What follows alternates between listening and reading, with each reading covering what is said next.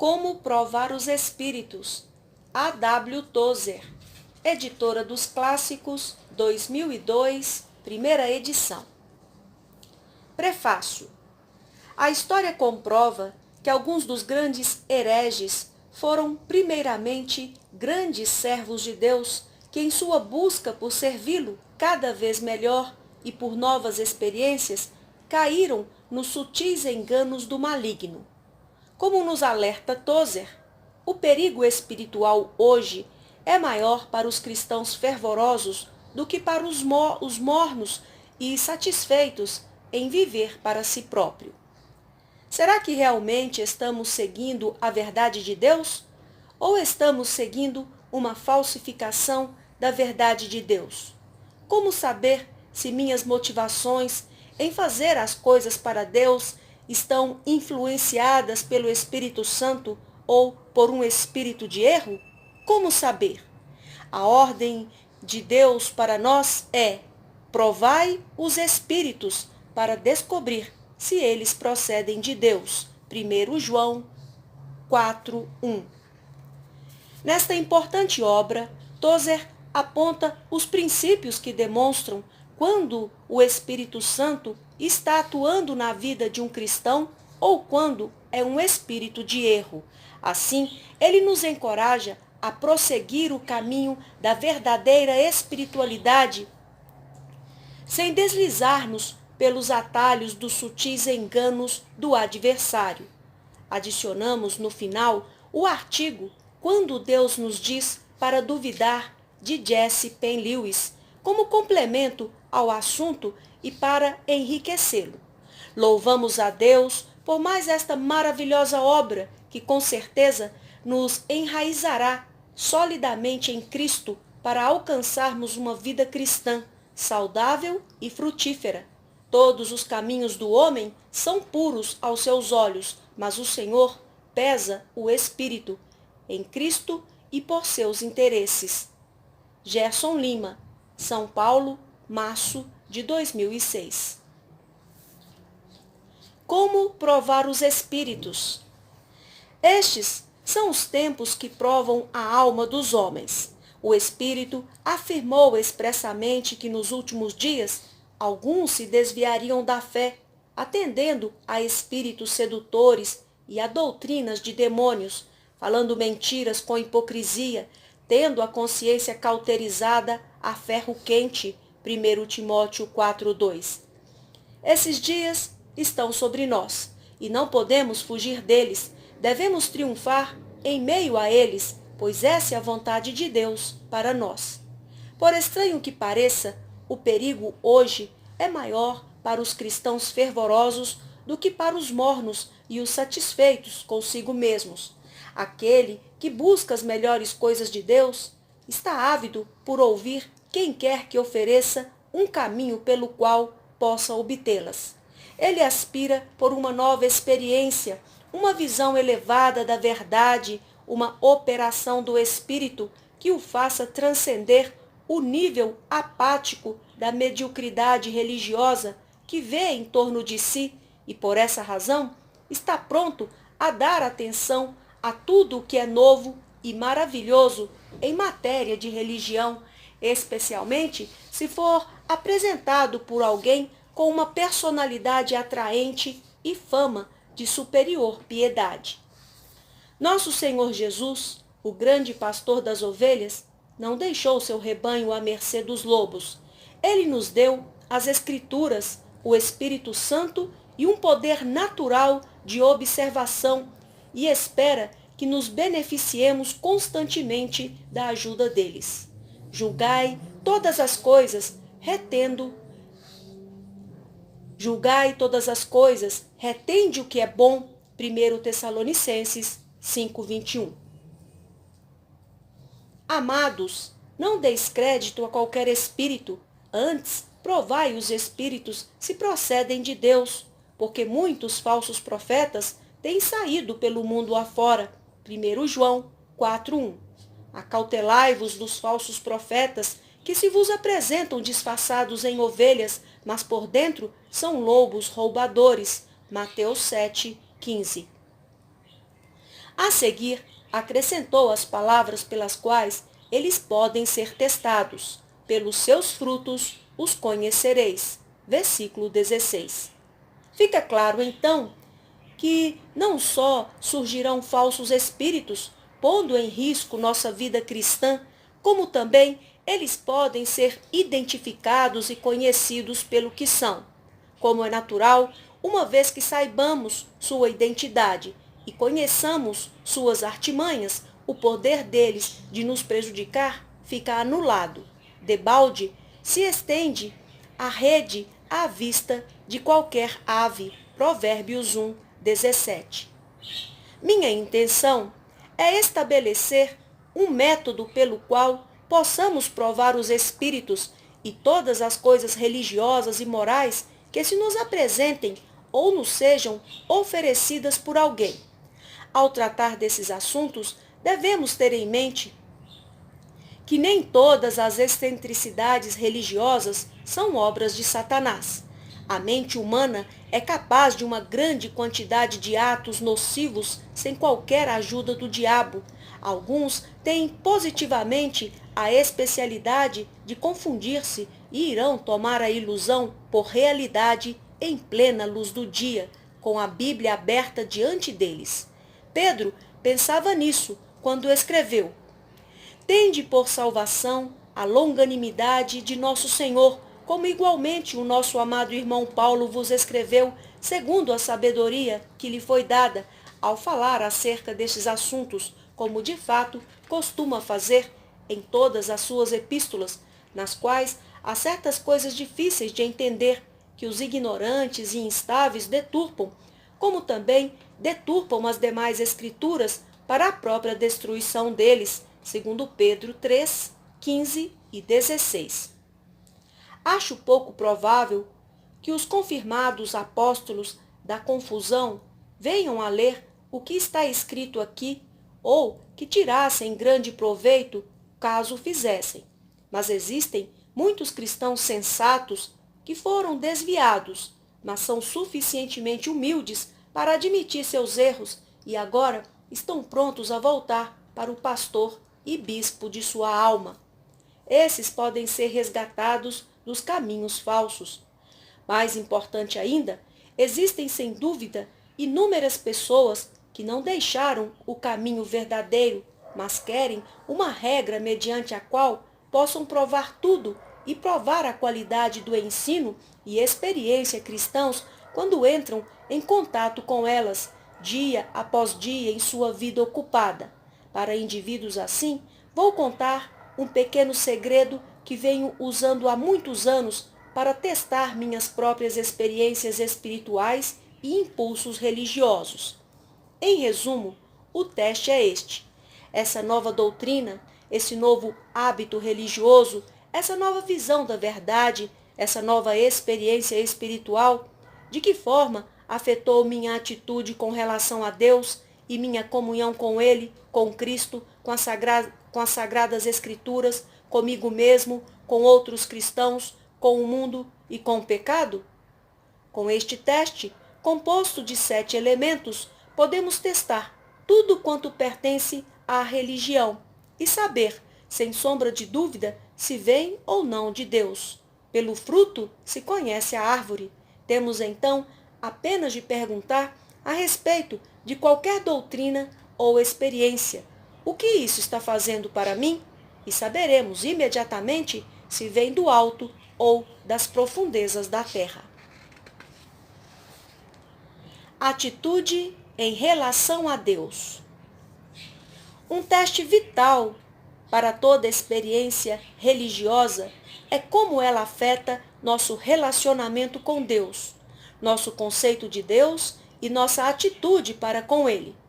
Por ser quem Ele é, Deus deve sempre manter-se como o juiz supremo de todos os assuntos religiosos. O universo veio a existir como um meio através do qual o Criador pudesse manifestar suas perfeições a todos os seres morais e intelectuais.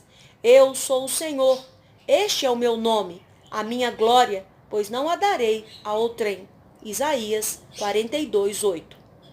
Tu és digno, Senhor e Deus nosso, de receber a glória, a honra e o poder, porque todas as coisas tu criaste, sim, por causa da tua vontade, vieram a existir e foram criadas. Apocalipse 4:11. O equilíbrio e a santidade do universo exigem que Deus seja enaltecido em todas as coisas. Grande é o Senhor e muito digno de ser louvado. A sua grandeza é insondável. Salmo 145, 3. Deus age apenas para a sua glória e tudo que vem dele tem como finalidade enaltecê-lo. Qualquer doutrina, qualquer experiência que sirva para exaltá-lo terá sido provavelmente inspirada por ele, e de modo oposto, tudo que oculte sua glória ou que o faça parecer menos maravilhoso certamente foi gerado pela carne ou pelo diabo.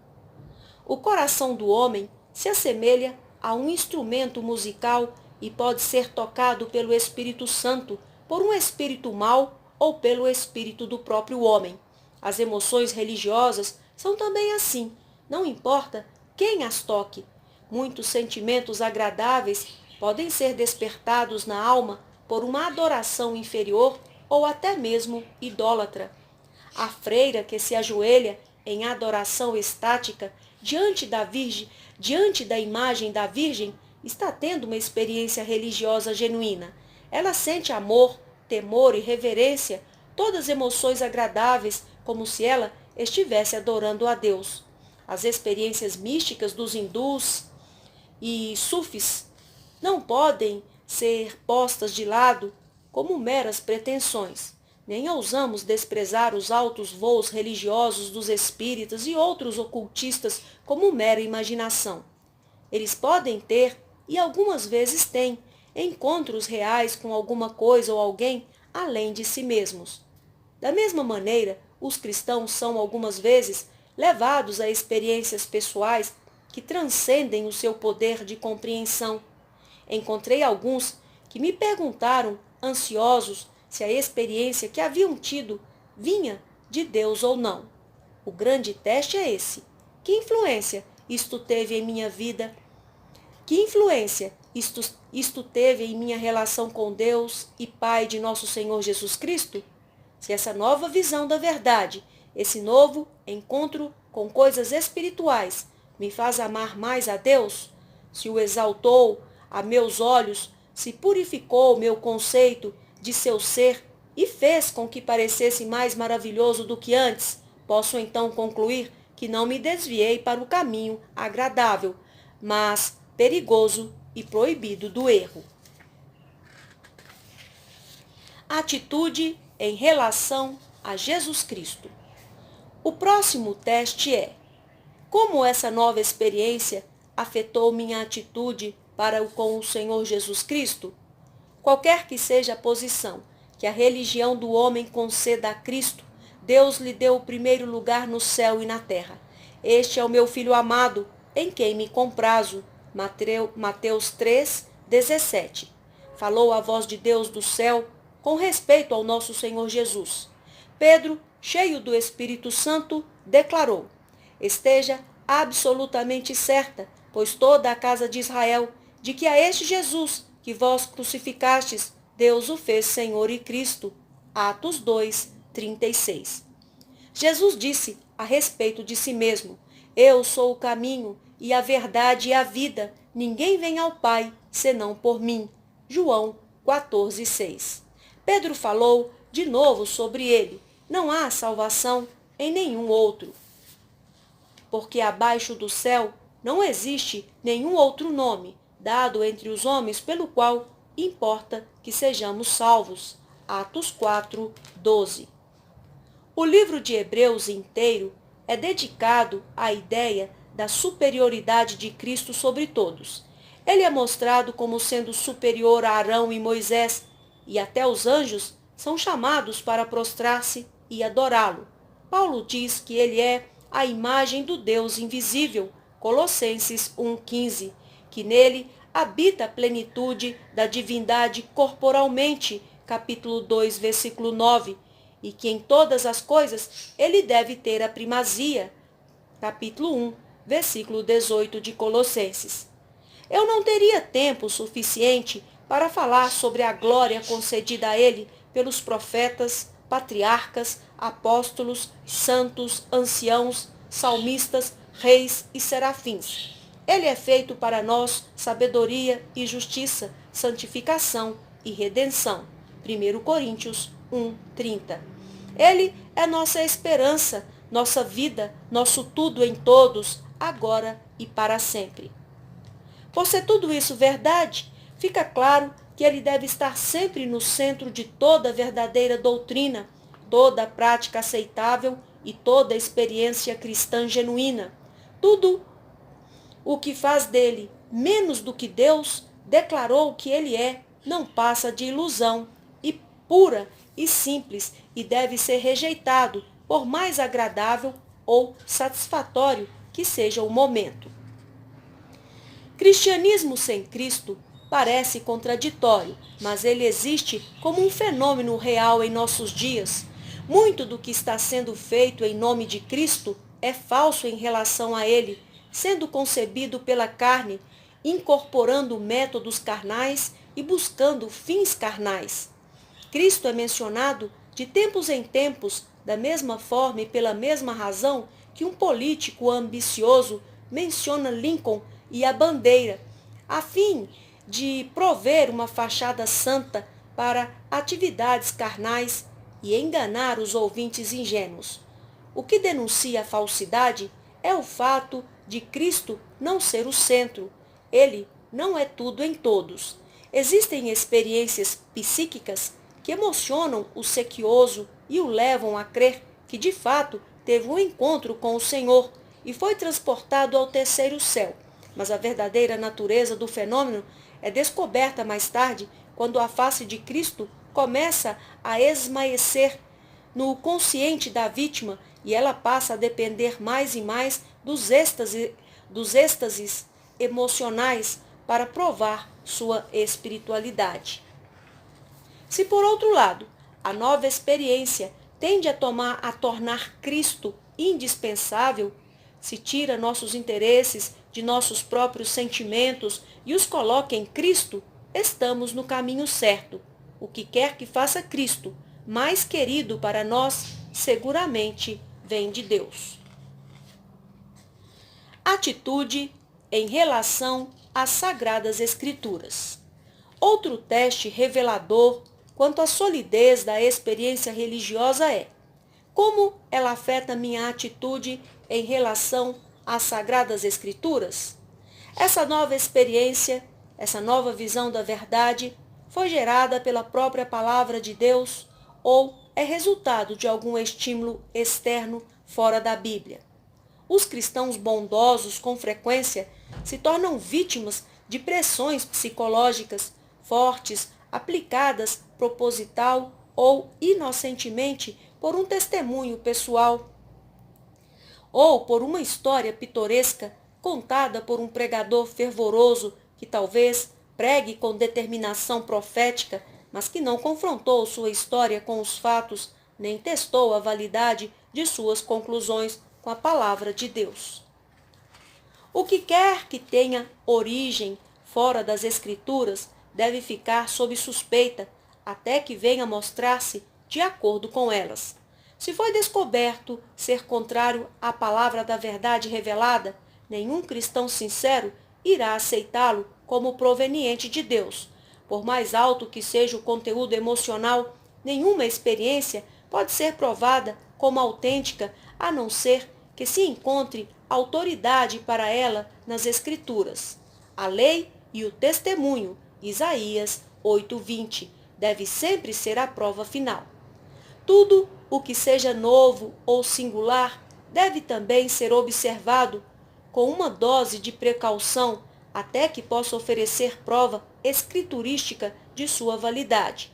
Nesse último meio século, várias noções não escriturísticas conquistaram aceitação entre os cristãos por alegar acharem-se entre as verdades que deveriam ser reveladas nos últimos dias. É certo, afirmam os defensores dessa teoria dos últimos dias, que Agostinho não sabia, nem Lutero, John Knox, Finney e Spurgeon não compreendiam isso, mas uma luz mais forte brilhou sobre o povo de Deus e nós, que vivemos nesses últimos dias, temos a vantagem de uma revelação maior. Não devemos questionar nova doutrina, nem fugir dessa experiência mais avançada. O Senhor está preparando sua noiva para a ceia das bodas do Cordeiro. Devemos todos ceder a esse novo movimento do Espírito. É o que nos dizem. A verdade é que a Bíblia não ensina que haverá uma nova luz e experiências espirituais mais avançadas nos últimos dias. Ela ensina justamente o oposto. Nada em Daniel ou no Novo Testamento pode ser manipulado a fim de defender a ideia de que nós, que vivemos no final da era cristã, iremos receber luz que não foi conhecida no início. Suspeite de todo homem que alegue ser mais sábio do que os apóstolos ou mais santo do que os mártires da igreja primitiva. A melhor maneira de lidar com ele é levantar-se e sair da sua presença. Você não pode ajudá-lo e ele com certeza não ajudará você. Dado, porém, que as Escrituras nem sempre sejam claras e que existem diferenças de interpretação entre homens igualmente sinceros, este teste irá fornecer toda a prova necessária com relação a qualquer assunto de religião, a saber, como ele afeta meu amor e minha apreciação pelas Escrituras?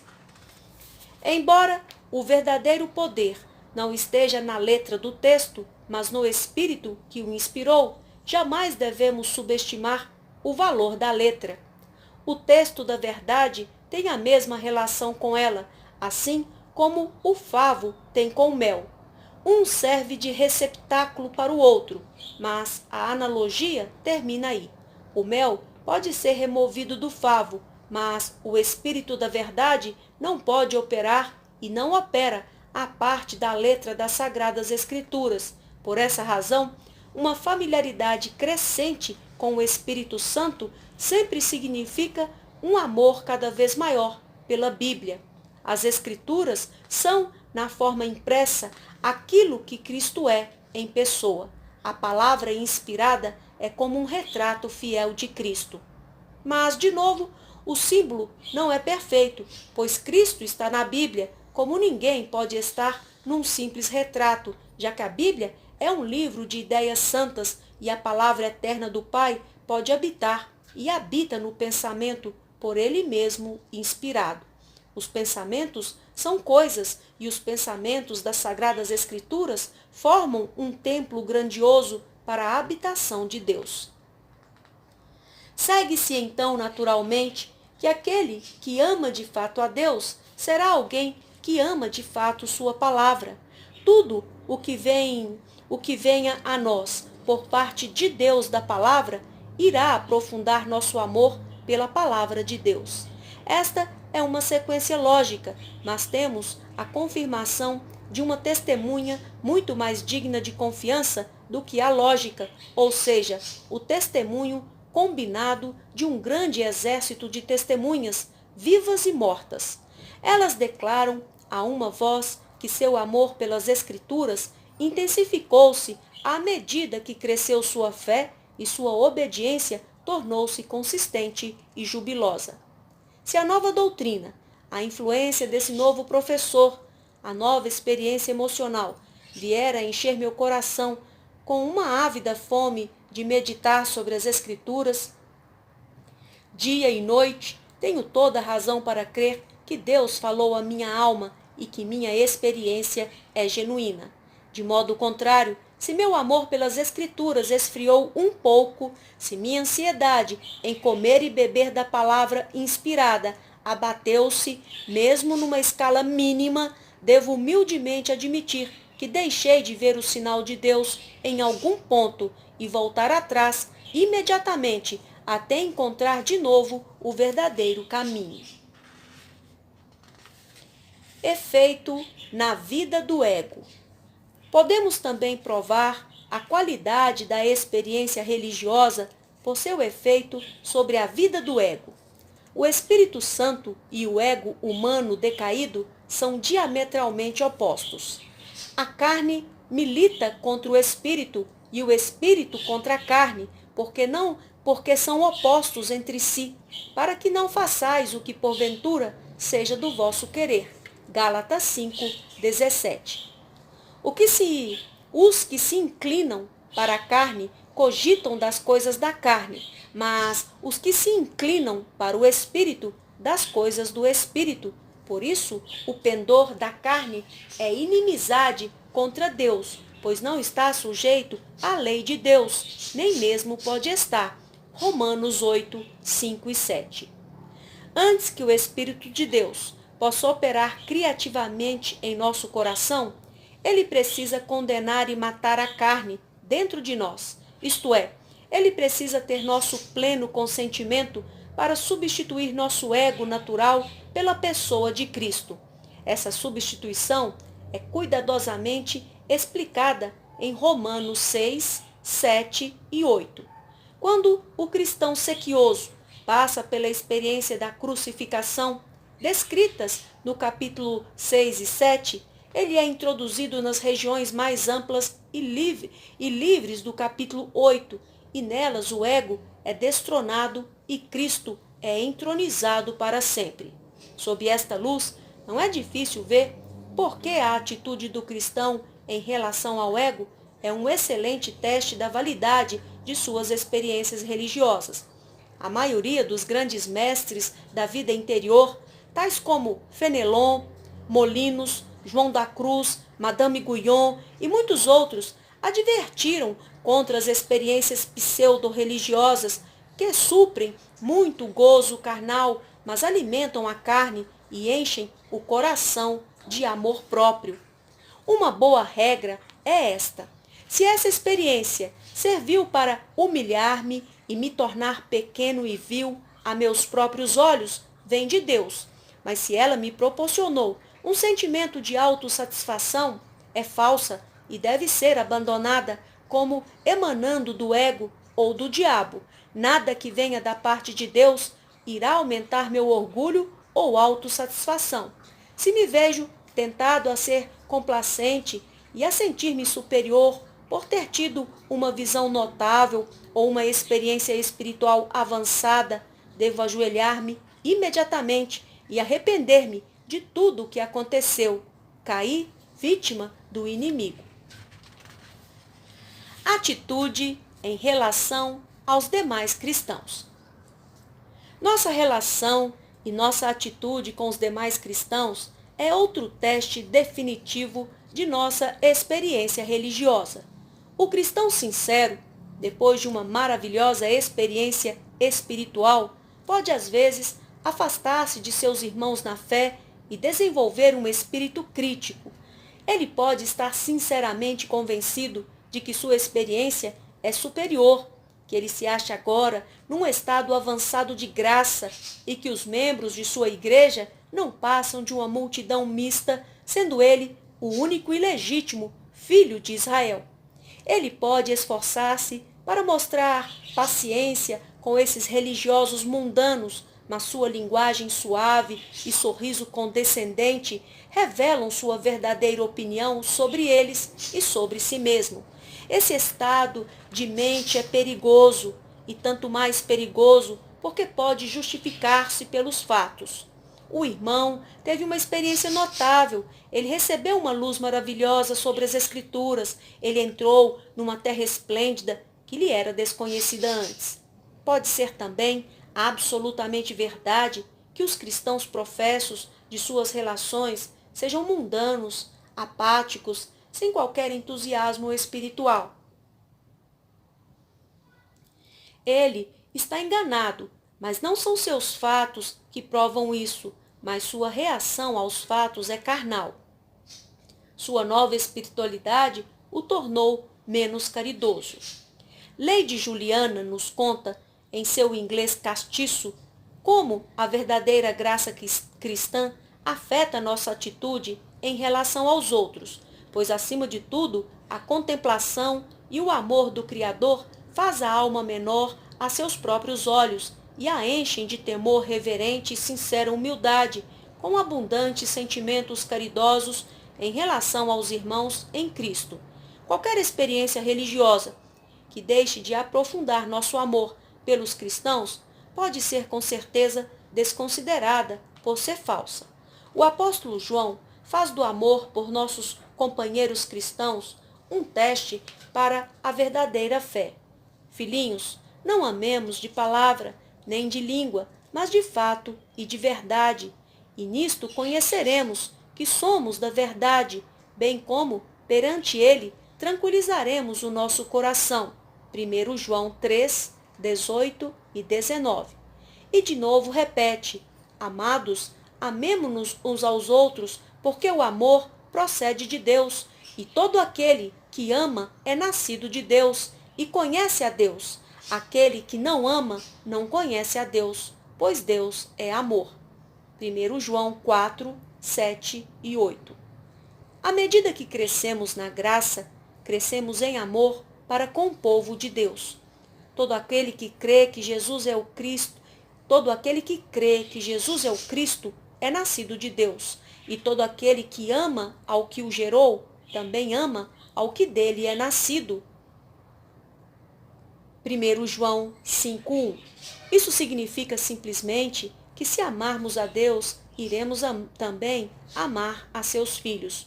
Toda verdadeira experiência cristã irá aprofundar nosso amor pelos demais cristãos. Devemos então concluir que tudo o que nos separa pessoalmente ou no coração de nossos irmãos em Cristo não vem de Deus, mas é da carne ou do diabo. E de maneira oposta, tudo que nos leva a amar os filhos de Deus vem provavelmente de Deus. Nisto conhecerão todos que sois meus discípulos, se tiverdes amor uns aos outros. João 13, 35. Atitude para com o mundo e a relação com ele. Outro teste seguro para a fonte de nossa experiência religiosa é este: notar como ela afeta nossa relação com o mundo e nossa atitude para com ele. Por mundo, não estou indicando naturalmente a maravilhosa ordem da natureza criada por Deus para desfrute da humanidade, nem me refiro ao mundo dos homens perdidos, no sentido usado por nosso Senhor quando disse: Deus amou ao mundo de tal maneira que deu o seu Filho unigênito para que todo o que nele crê não pereça, mas tenha a vida eterna. Portanto, Deus enviou o seu Filho ao mundo, não para que julgasse o mundo, mas para que o mundo fosse salvo por ele. João 3, 16 e 17. Todo e qualquer toque de Deus na alma irá, com certeza, aprofundar nossa apreciação das belezas da natureza e intensificar nosso amor pelos perdidos. Refiro-me aqui a uma coisa completamente diferente. Vejamos isso nas palavras de um apóstolo. Tudo o que há no mundo, a concupiscência da carne, a concupiscência dos olhos e a soberba da vida, não procede do Pai, mas procede do mundo. Ora, o mundo passa, bem como a sua concupiscência. Aquele, porém, que faz a vontade de Deus, permanece eternamente. 1 João 2, 16 e 17. Esse é o mundo pelo qual podemos testar os espíritos.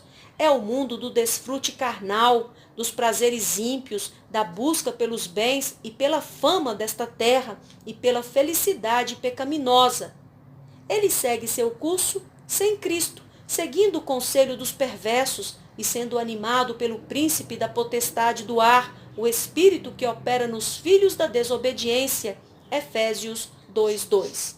Sua religião é uma forma de divindade sem poder, segundo Timóteo 3:5, que tem fama de estar viva, mas está morta. Apocalipse 3:1.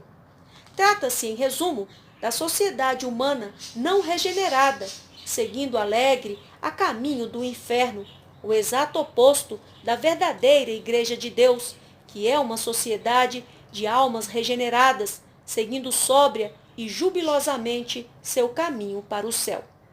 Qualquer operação real de Deus em nosso coração tenderá a nos separar da companhia do mundo. Não ameis o mundo, nem as coisas que há no mundo. Se alguém amar o mundo, o amor do Pai não está nele. 1 João 2,15. Não vos ponhais em julgo desigual com os incrédulos, porquanto que sociedade pode haver entre a justiça e a iniquidade? Ou que comunhão da luz com as trevas? 2 Coríntios 6,14. Podemos afirmar, sem qualquer dúvida, que todo espírito que permite compromisso com o mundo é um falso espírito. Qualquer movimento religioso que imite o mundo em qualquer de suas manifestações é falso em relação à cruz de Cristo e está ao lado do diabo. E isso sem considerar os esforços de seus líderes em convencer você de aceitar Cristo ou deixar que Deus governe seus negócios. Atitude em relação ao pecado. O último teste para a autenticidade da experiência cristã é: o que ela faz com nossa atitude em relação ao pecado? A operação da graça no interior do coração de um crente irá voltar esse coração do pecado e orientá-lo à santidade. A graça de Deus se manifestou salvadora a todos os homens, educando-nos para que, renegadas a impiedade e as paixões mundanas, vivamos no presente século, sensata, justa e piedosamente, aguardando a bendita esperança e a manifestação da glória do nosso grande Deus e Salvador, Jesus Cristo. Tito 2, 11 a 13. Não vejo como isso possa ser mais claro. A mesma graça que salva, ensina, e seu ensinamento é tanto positivo como negativo. No aspecto negativo, ela nos ensina a negar a impiedade e os desejos mundanos. No aspecto positivo, ensina-nos a viver sensata, justa e piedosamente neste mundo.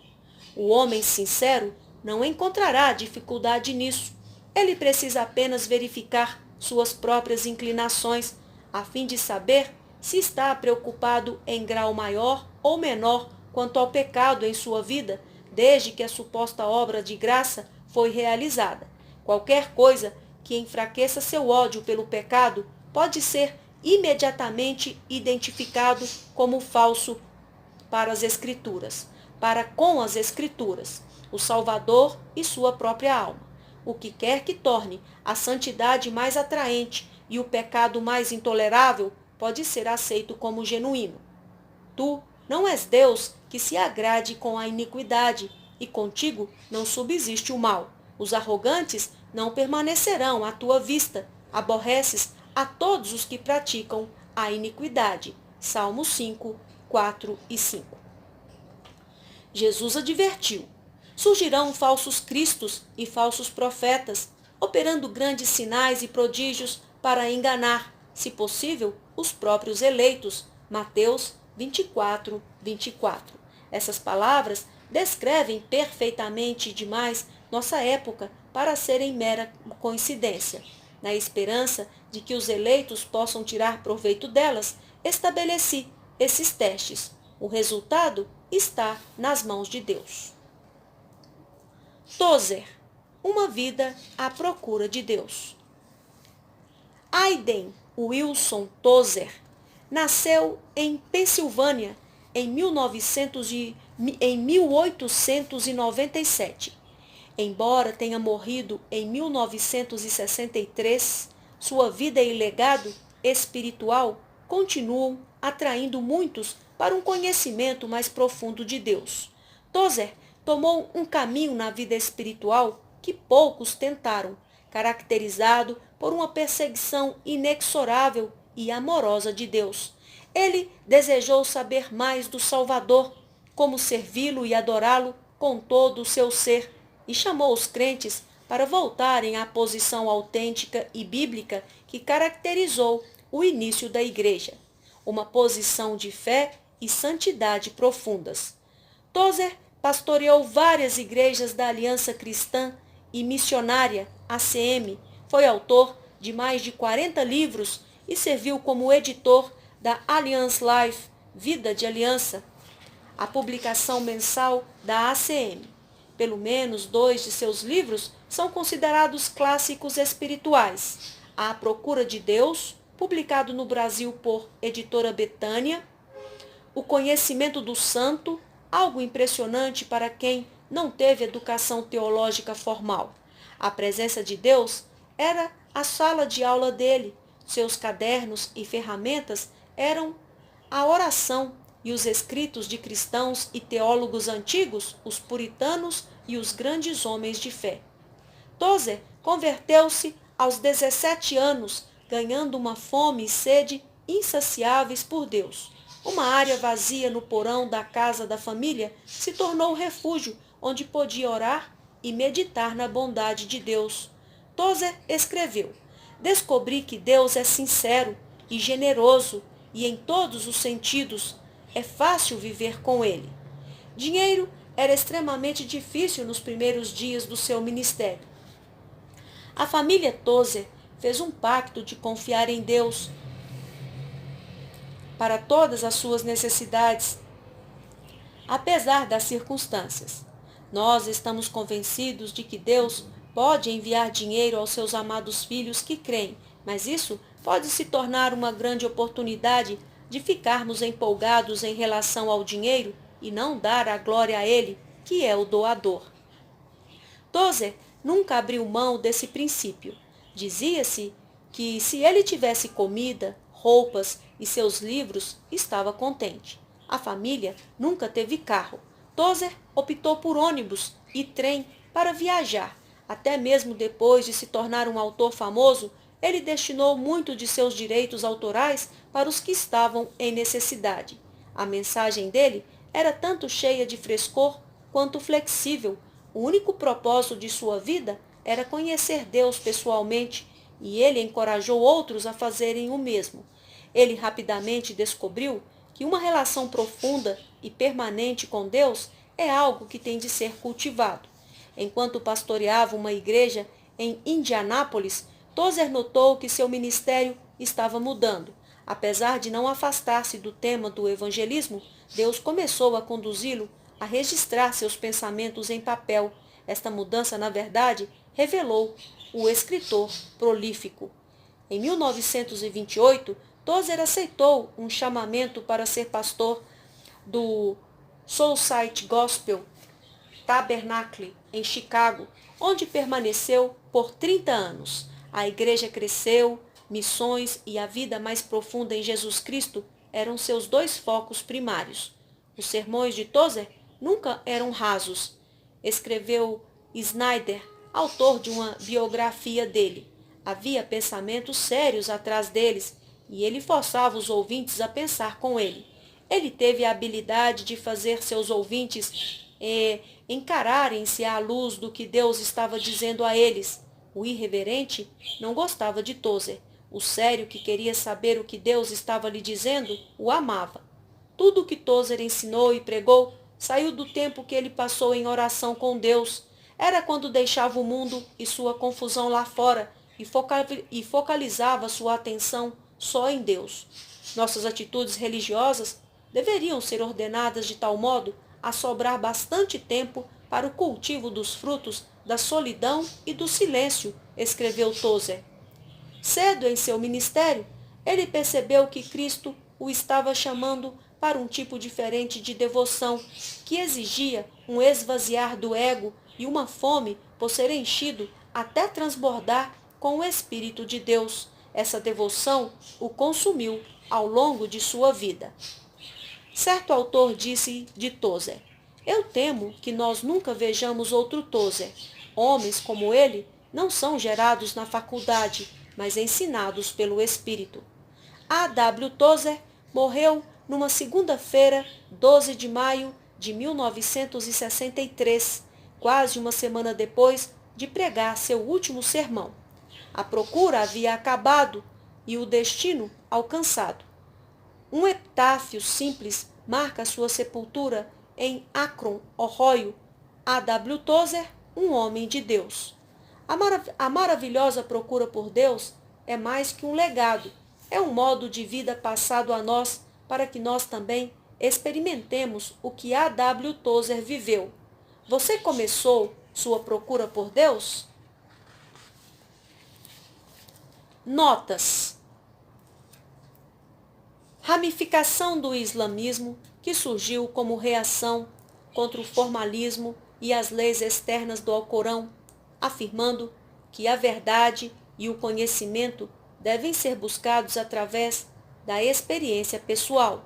Rumi, 1207 a 1273, um de seus escritores, defendeu e influenciou o desenvolvimento dos derviches, danças frenéticas, como um meio de se alcançar a unidade com Deus.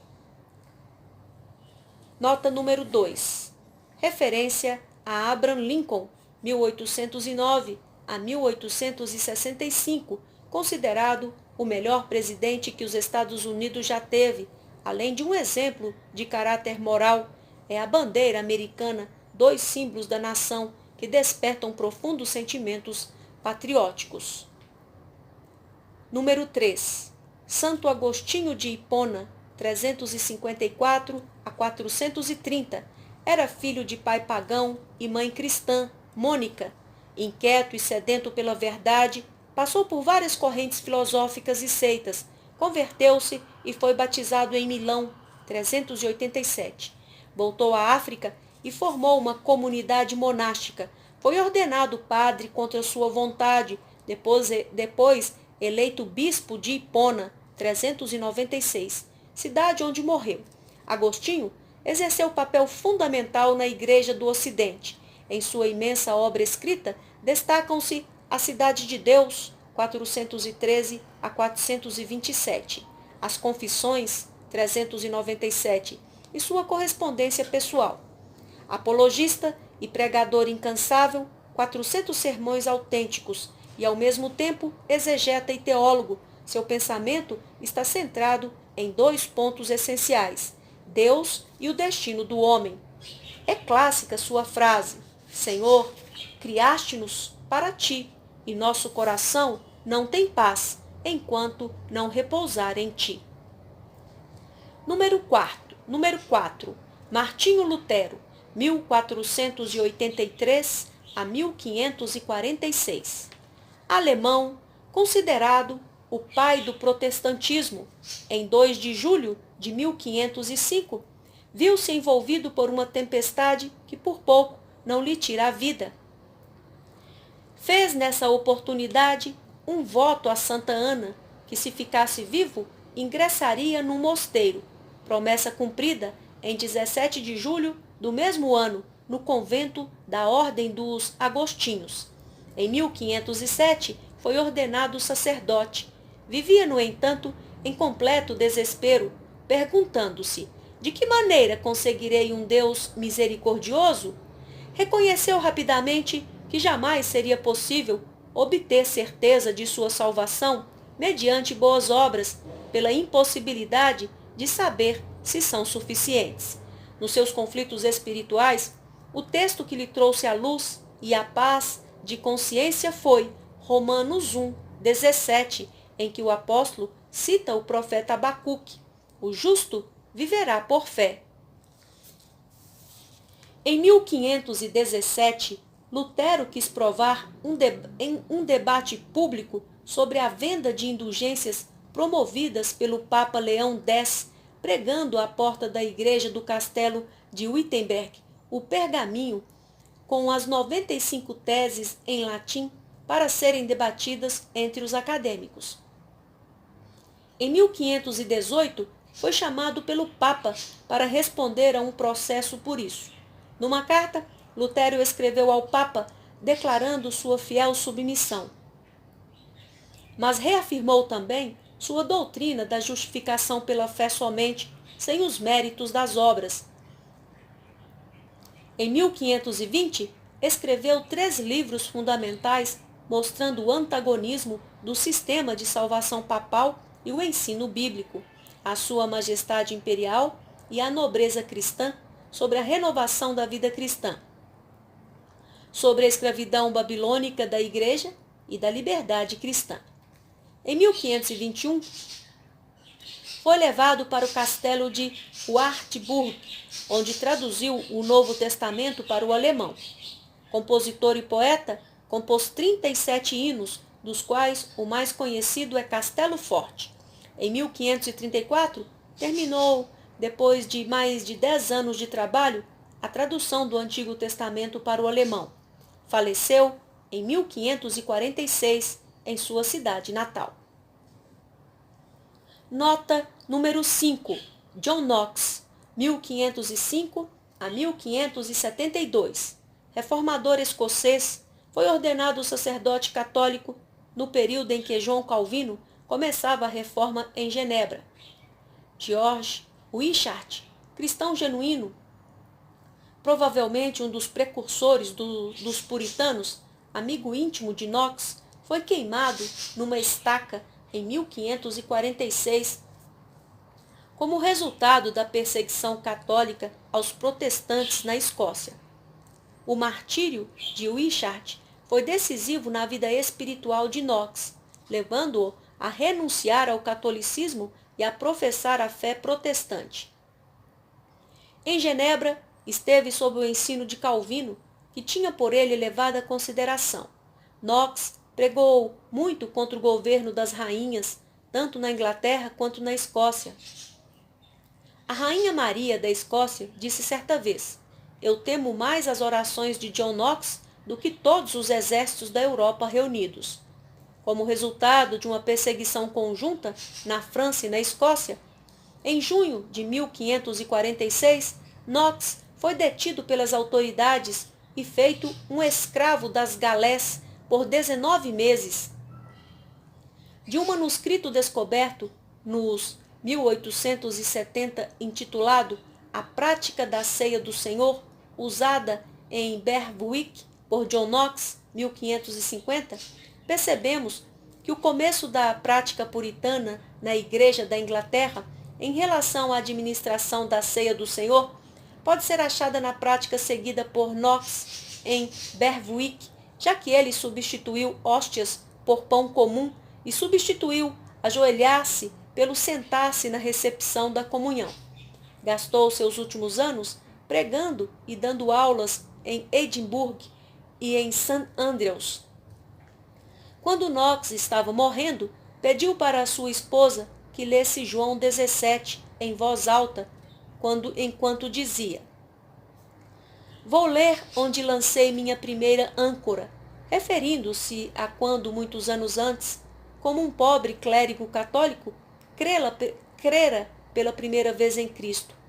É autor de A História da Reforma na Escócia e de muitos tratados e cartas, e reconhecido como um dos gigantes da história da Igreja. Nota número 6. Charles Grandson Finney, 1792 a 1875. Foi educador, pastor, teólogo e evangelista.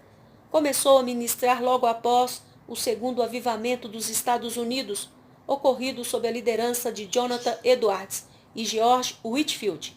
Advogado presbiteriano, Finney teve uma forte experiência pentecostal e deixou a profissão, tornando-se pregador no estado de Nova York.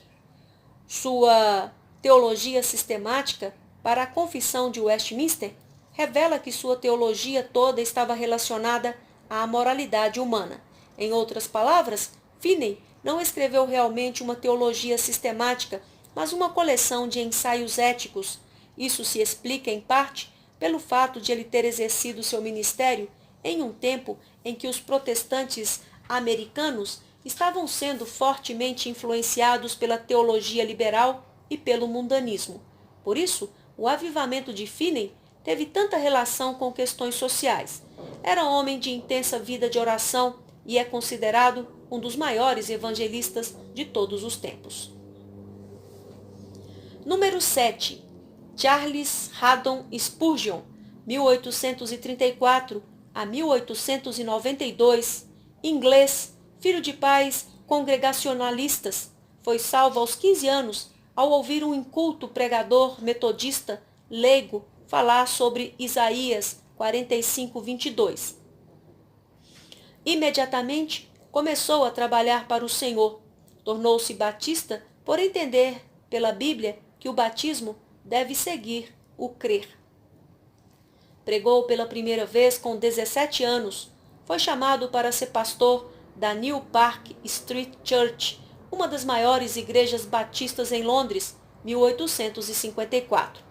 Imediatamente, multidões começaram a vir para ouvir o jovem ministro e as conversões eram numerosas.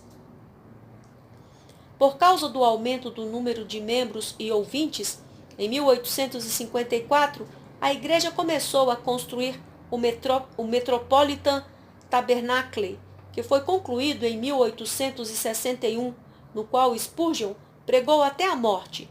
Em 1855, seus sermões começaram a ser publicados semanalmente. A série completa deles foi concluída em 1917, com 63 volumes.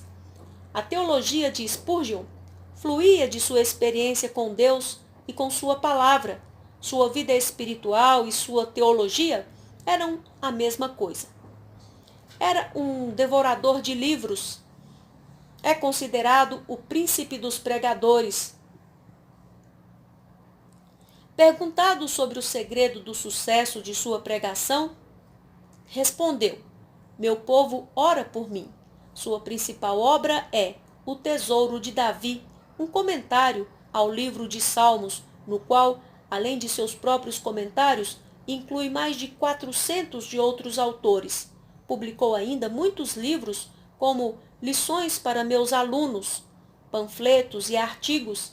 Lamentavelmente, poucas de suas obras estão disponíveis em português. Número 8. François de Salignac de la Montfenelon, 1651 a 1715. Em 1675, foi ordenado sacerdote católico. Por volta de 1696, teve contato com Madame Guyon. Os líderes católicos da época começavam a questionar a ortodoxia das teorias de Madame Guyon.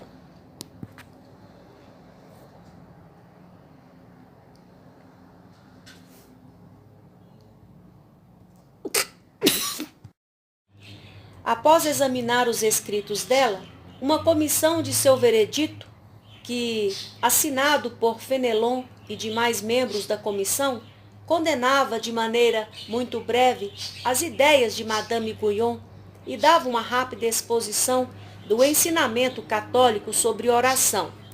Madame Guyon submeteu-se à condenação, mas seus ensinamentos espalharam-se pela Inglaterra. Fenelon recusou-se a assinar uma explanação sobre o veredito, alegando que sua honra o impedia de condenar uma mulher que já estava condenada.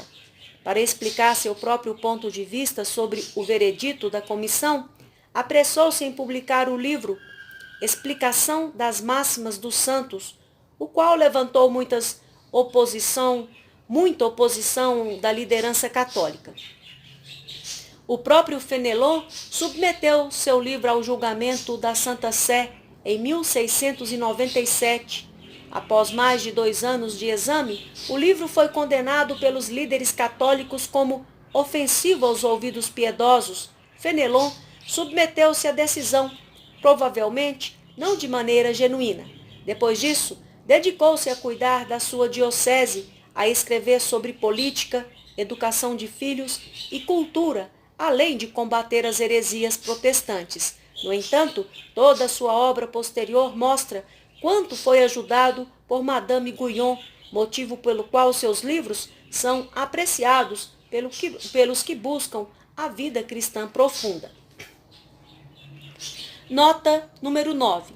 Miguel de Molinos, 1640 a 1696. Espanhol, sacerdote católico, fundador do quietismo, do latim quies, quietos, passividade.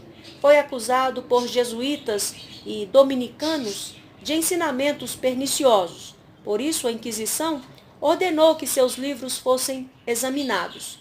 O Santo Ofício ordenou sua prisão em 1687. Foi declarado herege e sentenciado à prisão perpétua. Seus ensinamentos, por contrariarem a necessidade de obras para a salvação, a utilidade dos sacramentos, da confissão, das fórmulas repetitivas, de oração e a submissão à autoridade papal, foram considerados heréticos. Todas as suas obras foram proibidas e condenadas. Ele tinha centenas de seguidores e, na França, o semi-quietismo de Fenelon e Madame Guyon tomaram de Molinos o ensinamento sobre o amor puro. Escreveu La Devoción de la Buena Muerte, La Guia Espiritual e Tratado de la Comunión Cotidiana. O quietismo ensinado por Molinos diz que a alma deve ser levada a um estado de autoaniquilação, no qual ela ame a Deus simplesmente pelo que Ele é, não pelo temor do castigo ou pela experiência de recompensa. Isso é o amor puro. Nota número 10. João da Cruz, 1542 a 1591, fundador, juntamente com Santa Teresa, da Ordem dos Carmelitas Descalços, que se propunha a voltar às antigas regras da ordem, sem as suavizações estabelecidas por alguns papas. Foi aprisionado em dezembro de 1577 por não aceitar instruções de seu superior eclesiástico e sofreu por mais de 9 meses numa cela estreita e sufocante. Algumas de suas mais sensíveis poesias datam deste período. Escapou de maneira miraculosa da prisão em agosto de 1578. Escreveu obras sobre teologia mística, sobre o Cântico dos Cânticos, cartas, poemas, máximas. Suas obras não revelam ter recebido influência de autores místicos anteriores. Por isso, ele pode ser chamado de místico empírico. Dizia que a alma precisa esvaziar-se do ego a fim de ser enchida com Deus, que ela precisa ser purificada dos últimos traços do lixo deste mundo antes de tornar-se unida a Deus. Sua teologia se confrontava à dos quietistas e isso serviu para a purificação de ambos movimentos. Número 11. Jeanne-Marie Bouvier de la Montguyon, 1648 a 1717, francesa. Foi educada em conventos e, desde pequena, demonstrou desejo de ser fiel ao Senhor.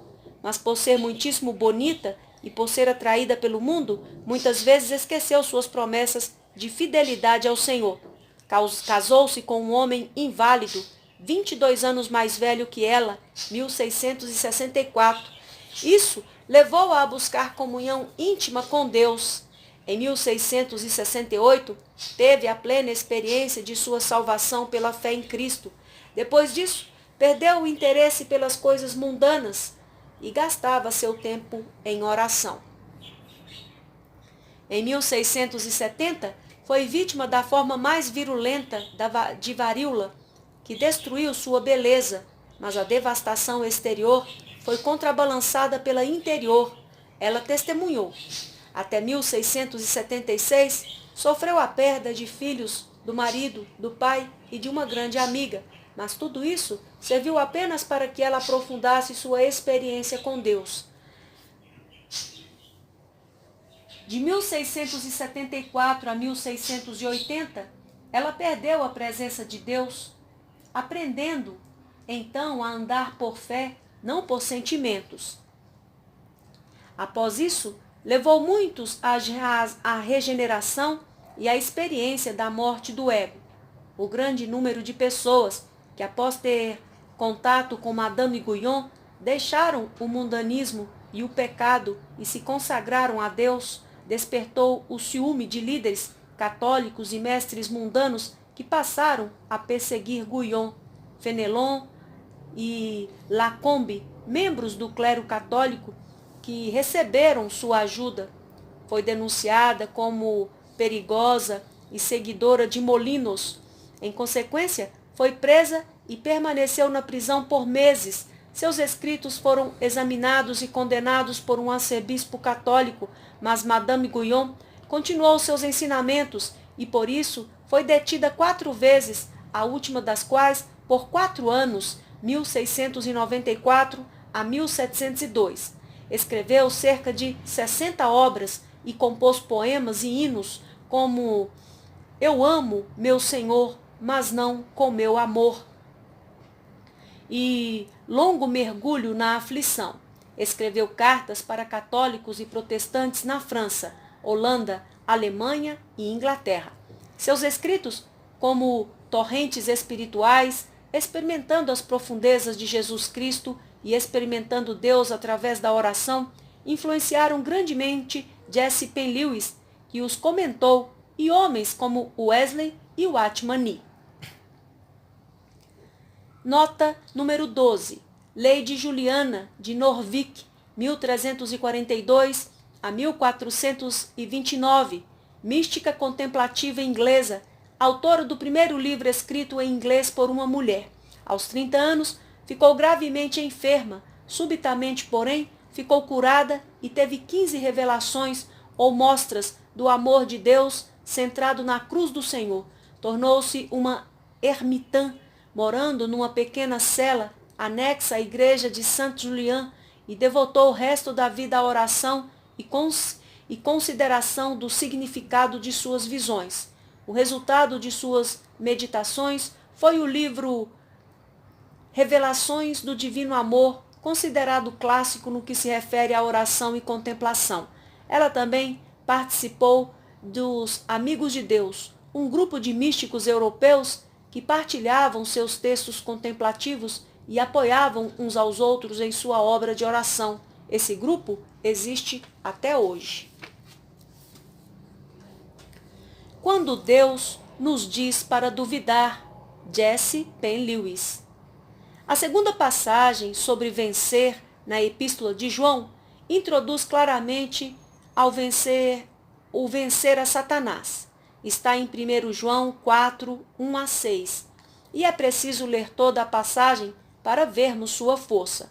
O crente deve vencer o mundo visível e as coisas do mundo invisível também. O apóstolo escreve: Amados, não deis crédito a qualquer espírito, antes provai os espíritos. Provar os espíritos tem a ver com o mundo espiritual. Mas como posso fazer isso? Você perguntará. Você pode, pelo menos, fazer a primeira coisa: não dar crédito a todo espírito. Você pode manter uma atitude de neutralidade em relação a todas as coisas do mundo espiritual, até ter certeza de que elas são de Deus, em vez de manter-se aberto para tudo, por temer estar rejeitando o que possa ser de Deus. Quando Deus diz a você para duvidar, é preciso duvidar.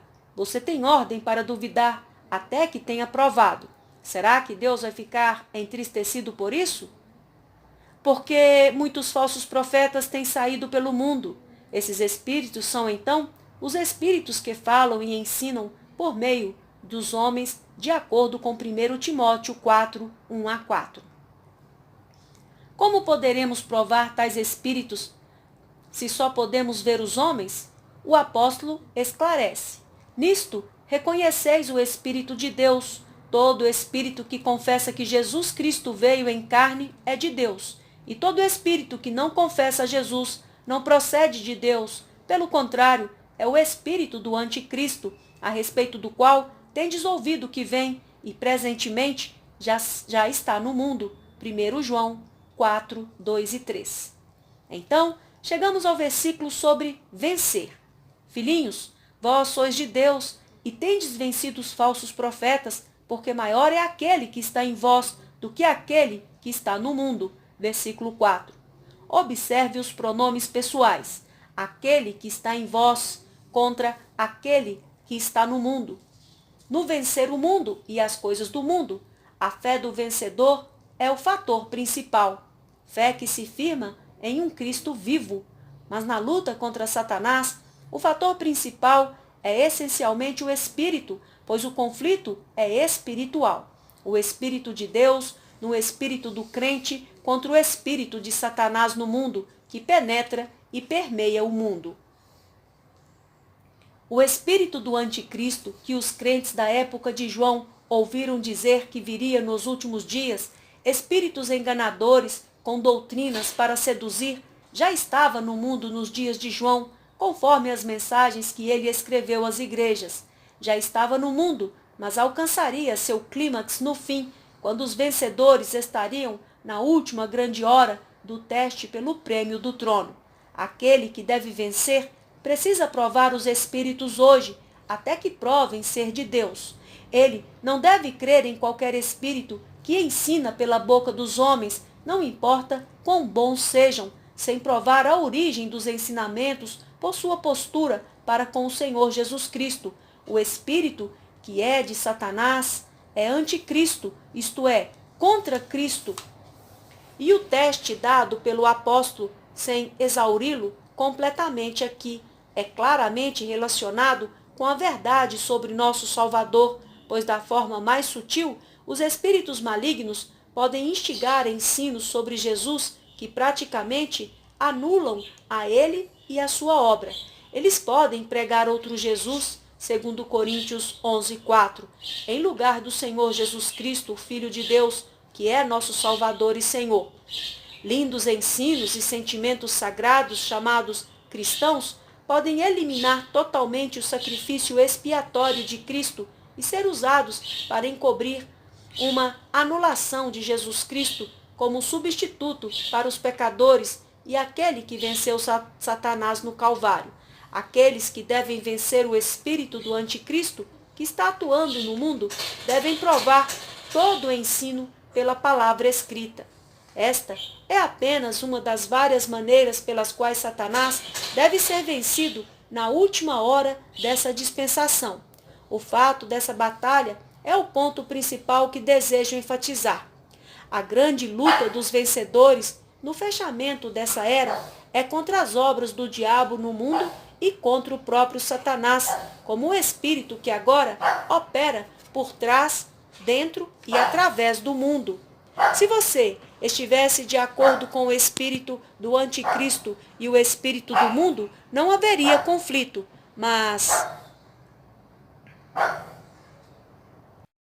mas o próprio fato de você ter os olhos abertos para a vitória do Calvário significa que Satanás desafia você e vai levantar todos os recursos que tem no mundo contra você. Foi-nos dito que no tempo do fim os homens irão de mal a pior, enganando e sendo enganados, segundo Timóteo 3:13. E muitos verdadeiros filhos de Deus, por falta de conhecimento, se tornarão instrumentos inconscientes para Satanás usar no dia do seu poder. Mateus 24:11. Observe novamente que para se qualificar para o prêmio, cada crente deve ficar sozinho. É ele que vence. Cada futuro governante com Cristo deve ter preparo e treinamento individuais e suas circunstâncias e ataques de Satanás sobre ele serão permitidos e pesados de forma especial por Cristo. 1 Coríntios 10:13. Visando a produzir os resultados exigidos, cada herdeiro de uma grande herança deve ser cuidadosamente treinado de acordo com suas capacidades e esfera de ação. Gálatas 4:1 e 2. Pode haver apenas um cristão colocado pela cabeça da igreja, onde está o trono de Satanás, mas ele deve vencer ou perderá sua coroa. Apocalipse 2:13. Ele não deve esperar que um segundo vença com ele, pois um só leva o prêmio, segundo Coríntios 9:24. Ele deve se qualificar sozinho para o trono, por meio de uma fé desenvolvida pela provação, 1 Pedro 1:7. E um triunfo sobre Satanás por causa do Espírito de Deus nele como poder suficiente. A parte dos vencedores no conflito é mencionada em Apocalipse 12:11. Eles estão num conflito direto e pessoal com Satanás, agora não apenas com as obras dele, pois eles o venceram por causa do sangue do Cordeiro e por causa da palavra do testemunho que deram. e mesmo em face da morte, não amaram a própria vida. Desse ponto, vamos dar uma olhada no futuro e ver Cristo e os vencedores com ele, o herdeiro e os co-herdeiros, realizando o julgamento. Apocalipse 17:14. Nesse capítulo, Cristo está operando coisas terríveis sobre seus inimigos, que pelejarão contra o Cordeiro, e o Cordeiro os vencerá, pois é o Senhor dos senhores e Rei dos reis. Vencerão também os que se acham com ele, chamados eleitos e fiéis. Os santos julgarão o mundo. Os santos participarão do julgamento. Eles aparecerão diante do tribunal de Cristo para serem eles mesmos julgados primeiro, segundo Coríntios 5:10. E aqueles a quem for concedido participar do trono de Cristo, os chamados eleitos e fiéis, estarão com ele em seu tratamento com o mundo. Conserva o que tens, para que ninguém tome a tua coroa. Você pode dizer: desde que comecei a testemunhar da derrota de Satanás no Calvário e a orar contra ele, ele me tem atacado. Isso acontece porque ele vê o prêmio diante de você. Ele está atacando aqueles que hão de julgar os anjos caídos, caso obtenham o prêmio do trono. Você não vai, então, segurar firme sua coroa? Como fazer isso? Apenas com uma decisão firme e indesviável de ser fiel a Cristo e à luz que ele lhe tem dado, a despeito do preço a ser pago. Diga a você mesmo: o Senhor está me treinando para o trono. Diga repetidas vezes: maior é o que está em mim do que o que está no mundo. Seguro firme o que tenho, para que ninguém tome minha coroa. Para cada porção do conflito haverá lucro. Por isso, Paulo disse: os sofrimentos do tempo presente não podem ser comparados com a glória a ser revelada em nós. Romanos 8:18. Terminamos aqui a leitura do livro Como Provar os Espíritos, do autor A.W. Tozer.